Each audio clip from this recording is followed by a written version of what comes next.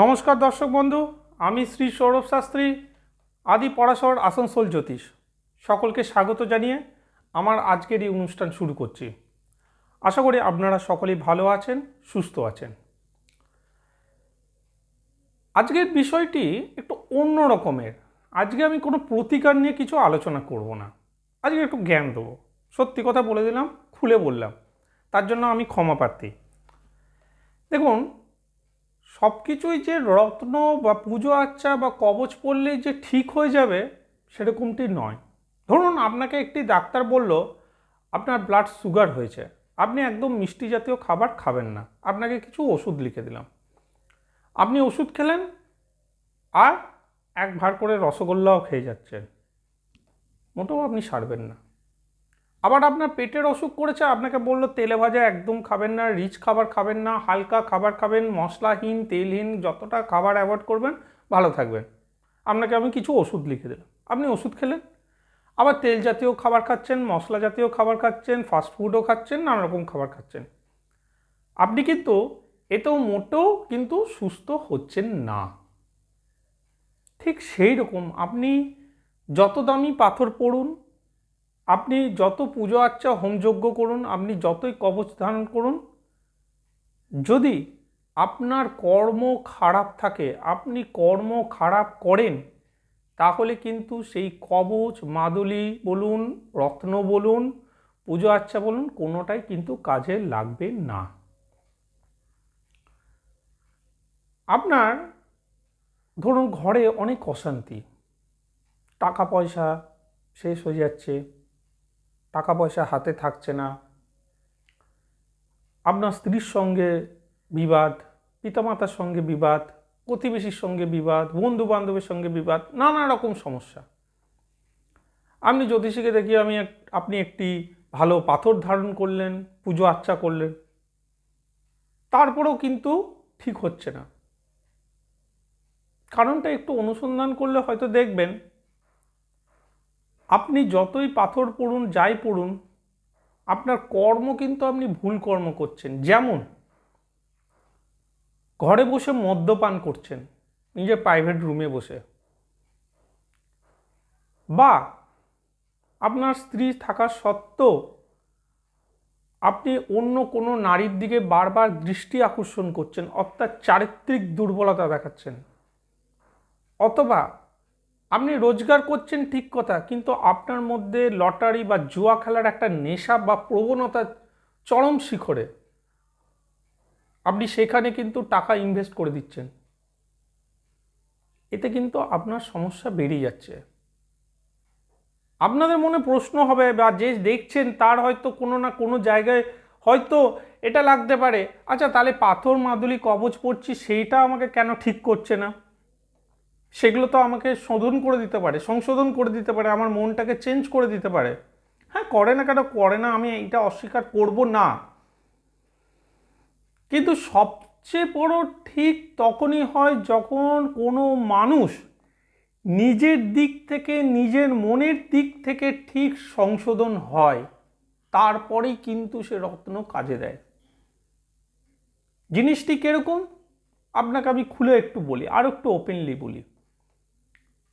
আপনি রাস্তা দিয়ে যাচ্ছেন, আপনি জানেন রাস্তায় পাথর আছে, পেরেক আছে, নানা রকম খারাপ জিনিস পড়ে আছে হয়তো রাস্তা দিয়ে, আপনি এটা জানেন। আপনাকে একটি চটি দিয়ে দেওয়া হলো, একজোড়া চটি দিয়ে দেওয়া হলো। সে চটিটা পরে যখন যাচ্ছেন, আপনার পায়ে দেখবেন ব্রেক ফুটছে না, নুড়ি কাপড় ইট বালি কিছুই ফুটছে না, আপনি সুন্দর হাঁটছেন। এইবার আপনি চটিটা পরেছেন ঠিক কথা, এবার আপনি দেখছেন যে চটিটা পরেছেন সেটা মোটামুটি রাস্তায় চলার জন্য ঠিকই আছে, কিন্তু সেই চটিটা পরে যদি আপনি ইচ্ছাকৃতভাবে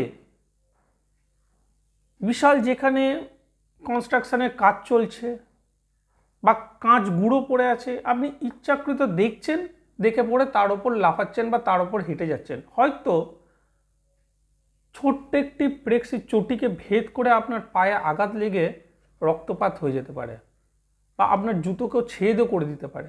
আপনি জানেন ওই জায়গাটাতে গেলে এইরকমভাবে হাঁটলে আমার ক্ষতি হতে পারে, কিন্তু আপনি তাও সত্ত্বেও গেলেন। এখানে দোষটি কার? চটির দেবো না আপনার দেবো? সুতরাং আপনি রত্ন ধারণ করুন, কবচ ধারণ করুন, পূজা পাঠ করুন, সবই করুন, কিন্তু মনে রাখবেন নিজের কর্ম হচ্ছে সবচেয়ে বড় জিনিস। আমাদের সংসারে দারিদ্রতা আসার কতগুলি কারণ হচ্ছে। প্রথমত কারণ হচ্ছে আমরা পারিবারিক সম্পর্ককে আজ নষ্ট করে ফেলেছি, যেমন পিতামাতা, স্ত্রীর সঙ্গে, স্বামীর সঙ্গে সম্পর্কগুলোকে নষ্ট করে ফেলেছি। দ্বিতীয়ত হচ্ছে আমাদের ঘরের বাস্তুর পরিবেশটিকে ঠিক রাখে না, অপরিষ্কার, নোংরা, আবর্জনাযুক্ত। বাস্তুর যে সমস্ত দিক হওয়া উচিত সেগুলোও আবার অনেক সময় ঠিক থাকে না, সেগুলো পরের কথা, সেটা তো বাস্তুর ব্যাপার নিয়ে আমার আগের ভিডিওতে বলাও আছে, আমি অনেক ভিডিও করেওছি। কিন্তু যেগুলো আমরা ইচ্ছাকৃতভাবে করছি, ঘর অগোছালো রেখে দিচ্ছি, দুর্গন্ধযুক্ত করে রেখে দিচ্ছি, আমরা এঁটো খাবার খাচ্ছি, আমরা এঁটো থালা সরিয়ে নিচ্ছি, কিন্তু যেখানে খাবারটা খেলাম সেখানটা মুছলামই না। এই যে ছোট ছোট আমরা ভুলগুলো করছি, সেগুলো কিন্তু বাইরের কোনো জ্যোতিষী কিন্তু জানতে পারছে না, সেগুলো আপনি নিজে একমাত্র জানতে পারছেন। এবং এইগুলো হচ্ছে সবচেয়ে বড় কিন্তু প্রতিকারের মেন অংশ। শুধু পাথর বা কবচ পড়লেই হবে না।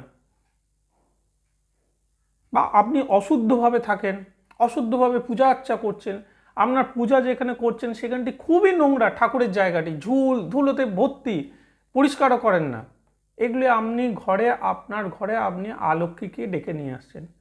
সুতরাং রত্নতত্ন বা পুজো আর্চা ইত্যাদিগুলো তো আছেই, কিন্তু তার সঙ্গে সঙ্গে আপনাকেও কিন্তু একটু স্বাবলম্বী হয়ে পড়ে আপনার নিজের পরিবার এবং নিজের বাস্তুর প্রতি একটি দায়িত্ব গ্রহণ করতে হবে। তবে কিন্তু দেখবেন 100% রেজাল্ট পাচ্ছেন। আপনি একটা রত্ন পরে নিলেন, ঘর অগোছালো রাখেন, ঘরে পরিবারে ঝগড়াঝাটি করেন, আপনার কোনো নিয়মকানুনভাবে থাকেন না, অনেক বেলা পর্যন্ত ঘুমান, বাড়িতে নিয়ে মদের বোতল নিয়ে এসে ড্রিঙ্ক করেন, বন্ধুবান্ধবদের নিয়ে এসে পার্টি করছেন, ঘরের লক্ষ্মী তো নষ্ট হবেই। সুতরাং আগে নিজে ঠিকভাবে সামাজিকভাবে বাঁচা শুরু করুন, তবেই দেখবেন 100% রেজাল্ট পাচ্ছেন। যাই হোক, আজ এই এপিসোডটাতে আমি কোনো প্রতিকার নিয়ে বললাম না, আপনাদেরকে একটু সম্যক জ্ঞান দিলাম। হয়তো কারোর যদি খারাপ লেগে থাকে প্র্যাকটিক্যালিভাবে, আমি তার জন্য ক্ষমা প্রার্থী চেয়ে নিচ্ছি। এবং যাদের ভালো লেগে থাকে তারা একটি লাইক দেবেন এবং সাবস্ক্রাইব করবেন। এই বলে আমার এপিসোড শেষ করছি। নমস্কার, ভালো থাকবেন।